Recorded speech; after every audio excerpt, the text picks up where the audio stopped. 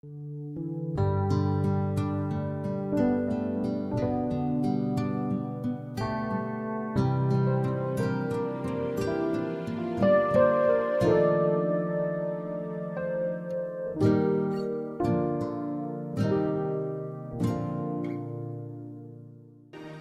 a minha intenção com as duas palavras que me foram oferecidas é tentar, de alguma maneira, trazer duas ilustrações bíblicas para o conceito de justificação.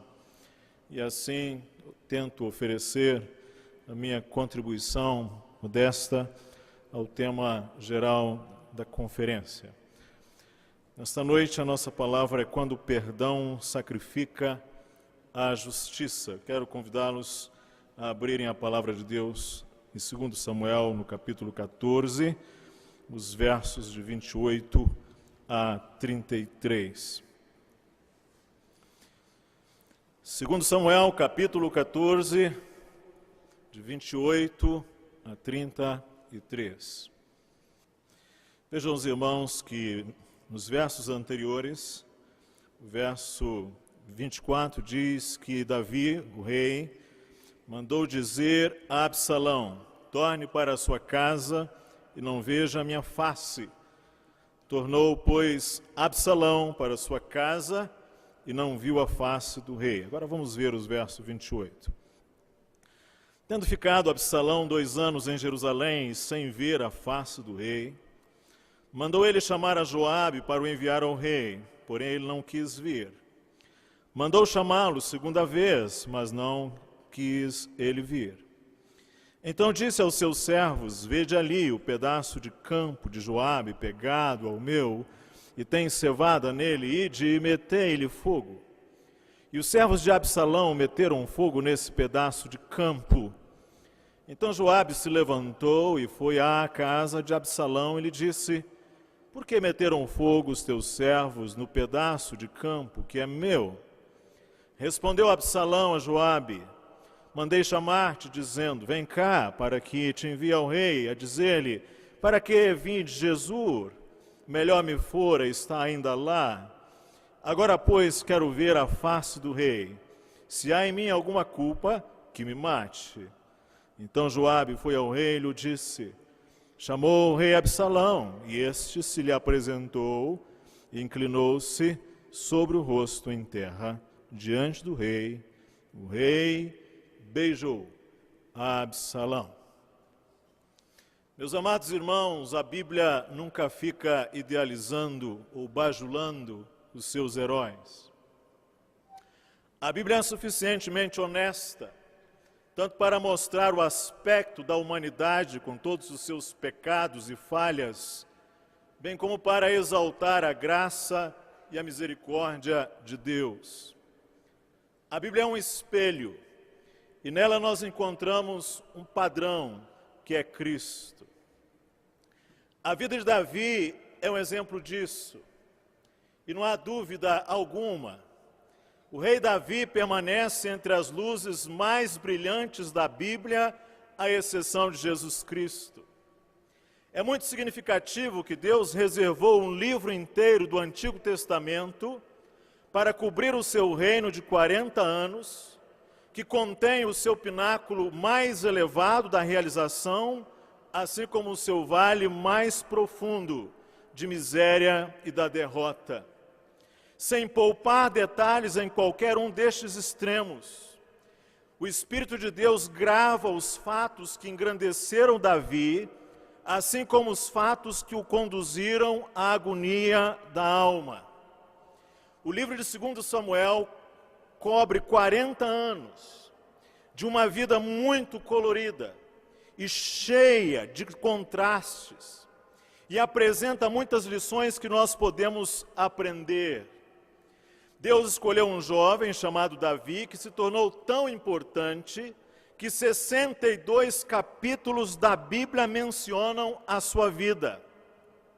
Além disso, quando o Novo Testamento foi mencionado, nenhum outro homem ou mulher de todo o Antigo Testamento foi mais mencionado do que Davi. Não é de admirar, pois, que Davi foi chamado de 2 vezes o homem segundo o coração de Deus. Pare e medite em todas as coisas que são ditas ou estão relacionadas com Davi, com o nome de Davi, a cidade de Davi, a estrela de Davi, a linhagem de Davi, a semente de Davi, a chave de Davi, a casa de Davi, a torre de Davi, o trono de Davi, a prole de Davi, a raiz de Davi. O Novo Testamento começa com palavras muito vigorosas. Livro da genealogia de Jesus Cristo, filho de Davi, filho de Abraão. E é interessante que também o Novo Testamento termina dizendo: eu, Jesus, eu sou a raiz de Davi, a brilhante estrela da manhã. O primeiro nome do Novo Testamento é Jesus Cristo. O segundo nome do Novo Testamento é Davi. O último nome do Novo Testamento é Jesus Cristo. O penúltimo nome do Novo Testamento é Davi.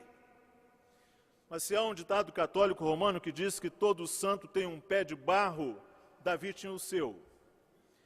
Ele descuidou-se dos seus negócios do governo, descuidou da educação e da disciplina dos filhos, envolveu-se com muitas mulheres, derramou muito sangue inutilmente.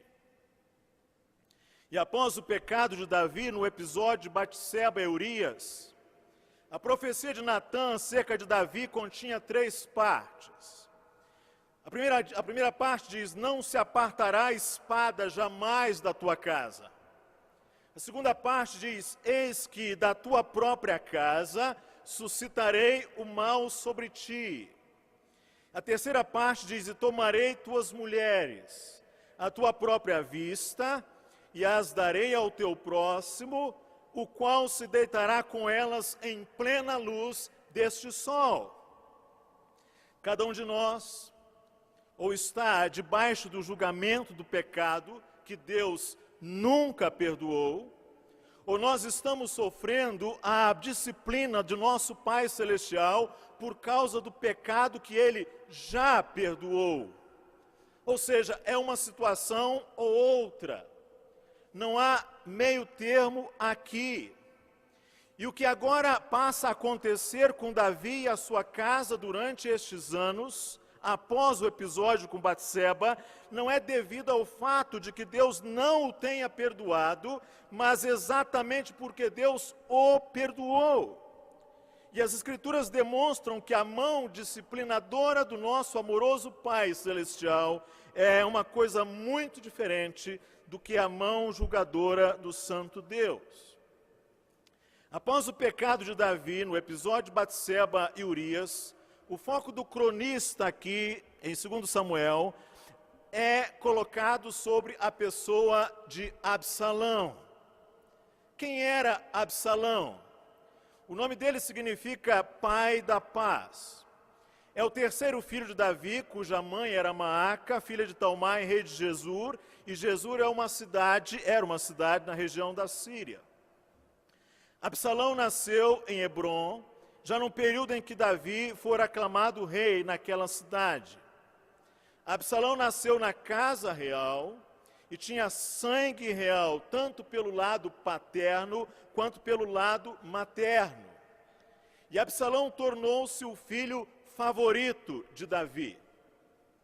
E meus irmãos, Absalão é o personagem central neste início de cumprimento da profecia de Natã. Temos o início do cumprimento da profecia de Natã em relação a Davi e a sua posteridade com Absalão. E as coisas se agravam quando acontece o incesto entre Amnon e Tamar, filhos da poligamia de Davi. De alguma maneira, aliás, os maiores problemas na vida de Davi encontram-se relacionados com a sua poligamia. Os filhos de Davi seguiram o exemplo do pai no adultério e no assassinato. E neste episódio envolvendo irmãos Amnon e Tamar, esses 2 filhos de Davi, um deles apaixona-se pela sua meia-irmã.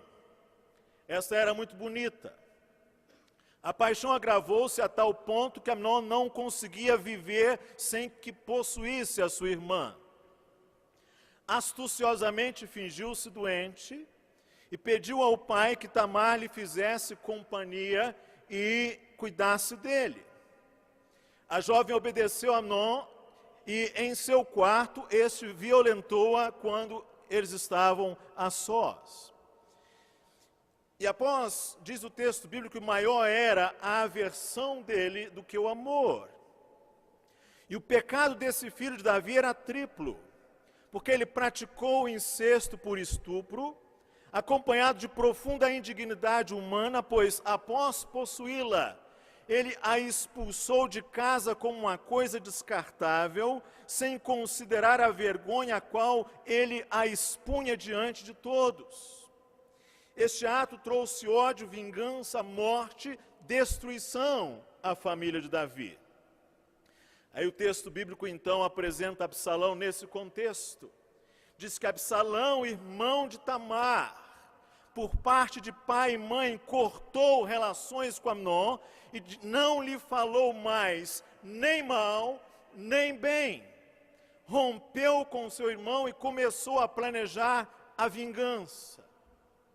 E aqui nós encontramos a raiz do primeiro problema, aliás. Porque o livro de Levítico, aliás, a lei de Moisés previa para o caso de Amnon a pena capital. Se um homem tomar a sua irmã, filha de seu pai ou filha de sua mãe, e vir a nudez dela, e ela vira dele, torpeza é. Portanto, serão eliminados na presença dos filhos do seu povo. E Davi abdicou da autoridade de rei, de juiz e de pai, e não disciplinou o seu filho Amnon. E o que vem a seguir uma série de problemas. E eu disse que a autoridade de Davi era uma autoridade tríplice, pai, juiz e rei, e eram todas essas autoridades emanadas de Deus. E no caso da sua autoridade de rei e juiz, é bom nós lembrarmos que acima do trono de Davi estava a Arca da Aliança. Ou seja, de alguma maneira o trono de Davi, o juízo de Davi, deveria emanar da autoridade que vinha daquele que estava governando assentado lá entre os querubins.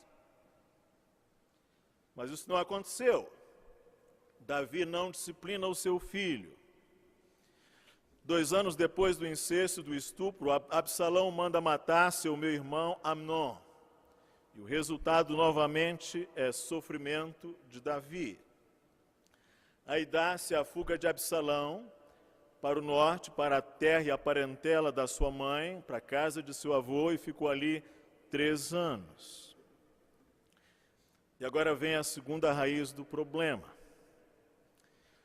Davi inicialmente propôs-se disciplinar Absalão, mas quando passou a dor de Davi, passou também o seu senso de justiça.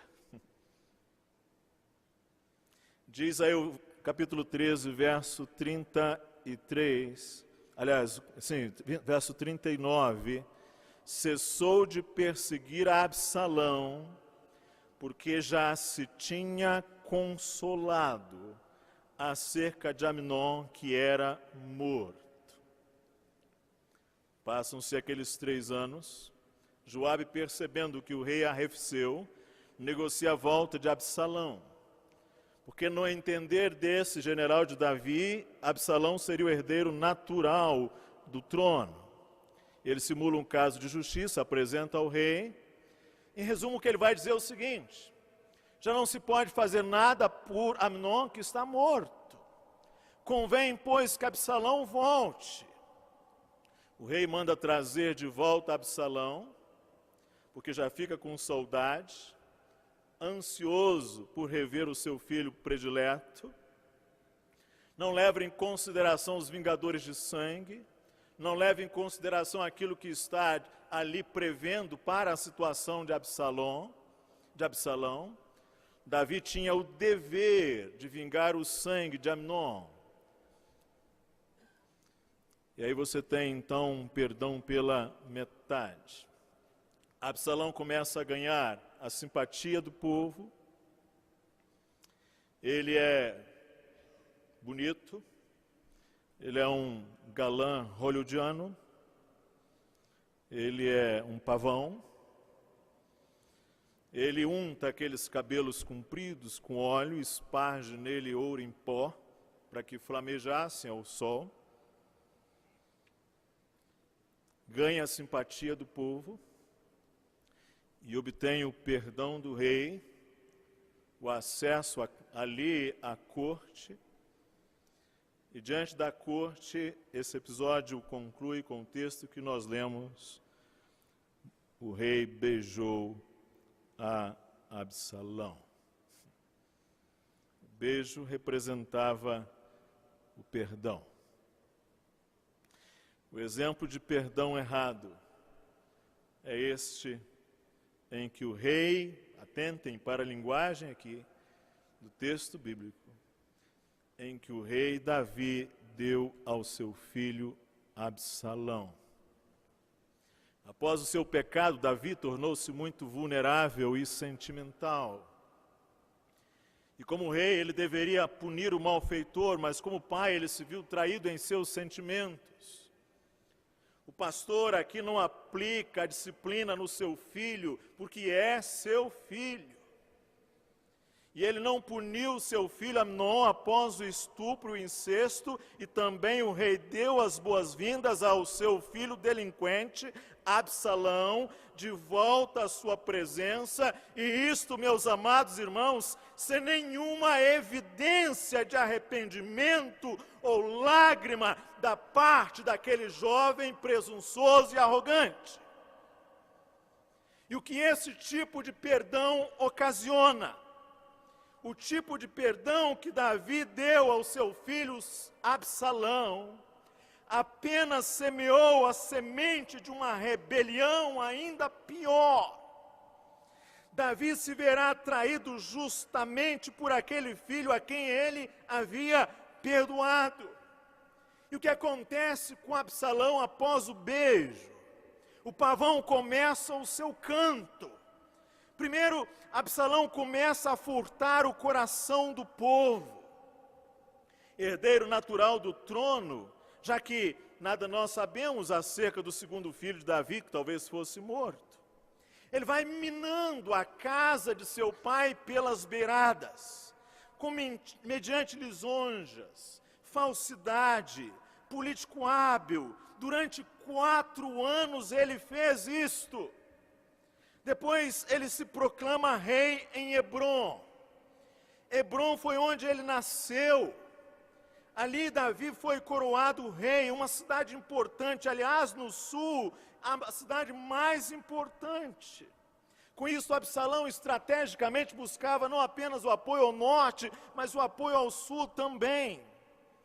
Além disto, Absalão, muito sagaz, deve ter percebido que deveria ter permanecido, resistido a algum rancor em Hebrom, pelo fato de haver Davi escolhido Jerusalém como capital. Absalão declara guerra, lá rei coroado em Hebrom, declara guerra ao seu pai. Aí nós temos um episódio dramático. A fuga de Davi e da sua corte de Jerusalém, fazendo aquele caminho humilhante de Jerusalém para Jericó. Davi fugiu de sua fortaleza com poucos que o acompanhavam, a fim de ganhar tempo. Confiou no Senhor o resultado. Com humildade, Davi aceitou a vontade do Senhor. No entanto, isso não o impediu de tomar providências para assegurar a sua sobrevivência. E como ele disse ao Senhor: faça o que bem lhe aprouver. Ao arrependimento de Davi. E nesse episódio, Absalão se deita em espetáculo público com as concubinas mulheres de seu pai no palácio de seu pai. Absalão nunca havia derramado uma lágrima, nunca demonstrara alguma evidência de arrependimento ou sinal de um coração partido. O perdão que Davi deu a Absalão e este é o ponto que desejo destacar, é completamente diferente do perdão que Deus concede ao pecador. Esta total inadequação do perdão de Davi a Absalão contrasta com o modo como Deus perdoa uma alma. Como é o perdão de Deus? Como pecadores, estamos banidos da presença de Deus. É isso que o apóstolo Paulo diz. Estamos alijados, alienados, separados da presença de Deus. Não apenas isto, como pecadores, estamos em conflito com Deus. E certas pessoas imaginam o perdão de Deus como alguma coisa banal, como alguma coisa fácil, porque essas pessoas medem a Deus a partir de si mesmas. Mas atentem para o que diz a palavra de Deus, é que o Senhor nunca perdoa às expensas com o sacrifício, ou ignorando, ou suspendendo a justiça. Para que o perdão de Deus seja adequado, em primeiro lugar, meus irmãos, aliás, ele precisa levar em consideração duas coisas. Em primeiro lugar, o abismo, o golfo entre o pecado e a justiça precisa ser mantido. É preciso que se mantenha no perdão adequado do nosso Deus o golfo entre o pecado e a justiça. Pecado é pecado, justiça é justiça. Deus perdoa, mas apenas na condição em que não houver nenhuma alteração, nenhuma falsificação, nenhum comprometimento, nenhuma abdicação da justiça. Deus não declina da justiça em seu perdão. Assim, a primeira coisa que Deus precisa fazer no oferecimento do seu perdão é sustentar a justiça, é manter a justiça. E o pecado é chamado pecado. E estas duas coisas nunca podem ser confundidas ou colocadas juntas.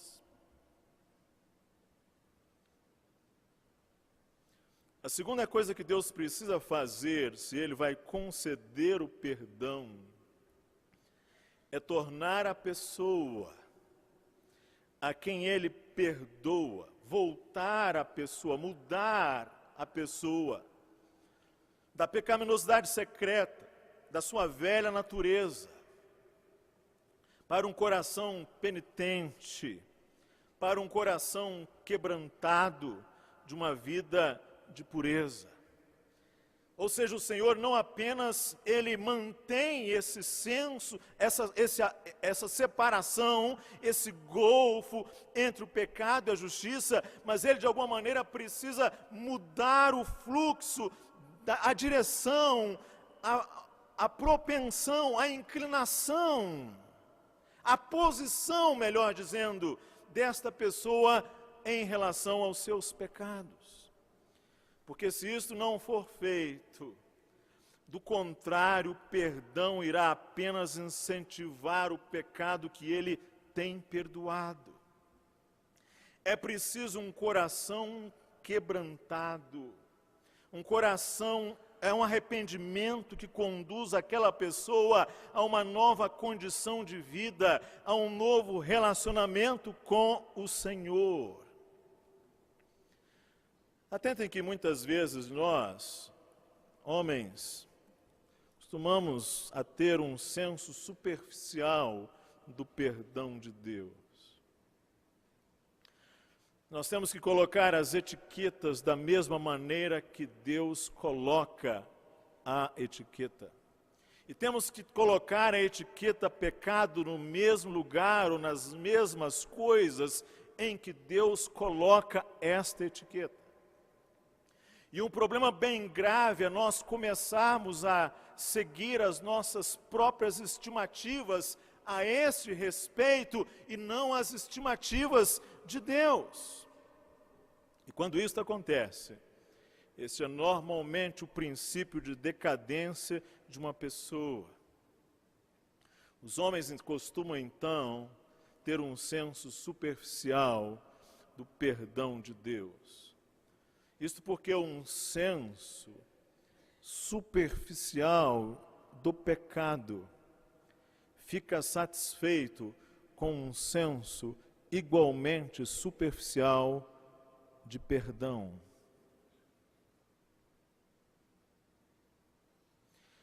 A justiça e o perdão de Deus, meus amados irmãos, se conciliam, digamos assim, na cruz.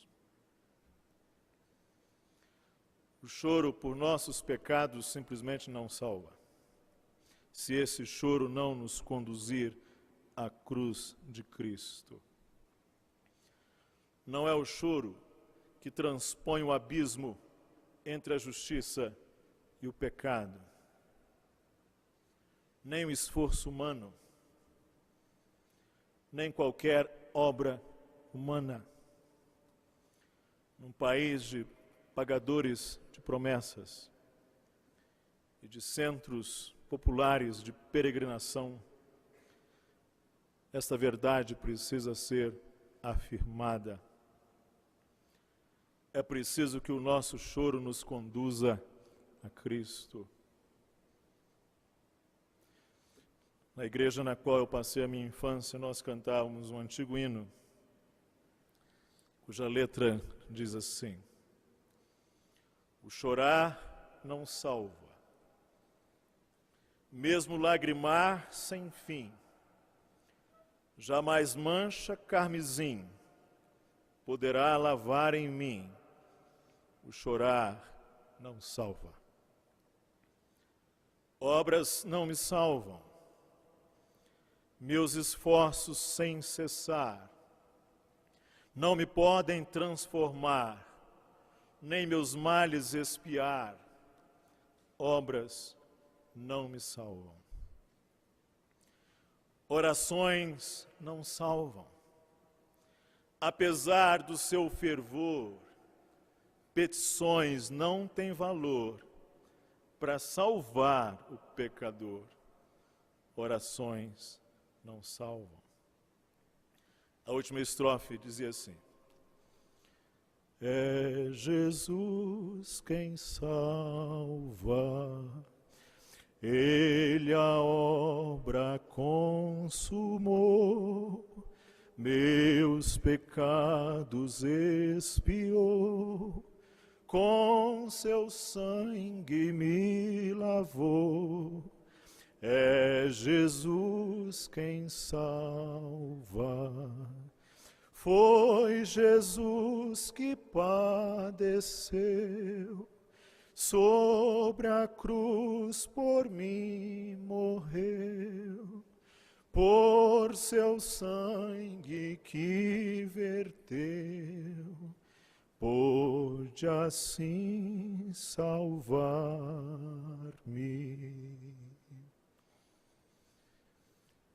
É preciso que o nosso pecado e o nosso arrependimento nos conduzam à cruz, irmãos.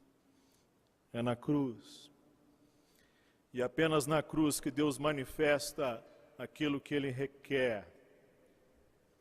Porque no Calvário, o abismo, o golfo entre um Deus santo e o homem pecador encontra uma espécie de ponte. Ali na cruz, nós contemplamos a miséria de sermos banidos da presença de Deus. Quando ouvimos Jesus clamar em alta voz: Eli, Eli, lama sabactani, Deus meu, por que me desamparaste? O perdão de Deus para a alma do homem pode apenas encontrar lugar quando a alma culpada e um Deus santo são colocados juntos através da fé, fé que clama pelo preço que Jesus Cristo, o Filho de Deus, o Cordeiro Santo, pagou. O perdão que Davi concedeu a Absalão foi totalmente inadequado, conduzindo a um agravamento do pecado, da rebelião, da separação entre eles. O perdão de Deus ao pecado é completamente adequado. Davi ali estava sofrendo, não propriamente a sentença de um juiz hostil, demasiadamente injusto, nada disso. Davi estava sofrendo a disciplina de seu Pai Celestial. E essa disciplina de Deus constituía o ministério do Senhor para ajudar a Davi, conduzindo à restauração, conduzindo à santidade, à plenitude. Cada homem ou mulher está debaixo do julgamento de um Deus santo por conta do pecado que nunca foi tomado na cruz, ou então está experimentando a obra disciplinadora das mãos amorosas do Pai Celestial. Não há meio termo, não há uma terceira via. Você está num lado ou você está no outro. Perdão de Deus não é algo barato, banal, fácil. Foi algo muito custoso.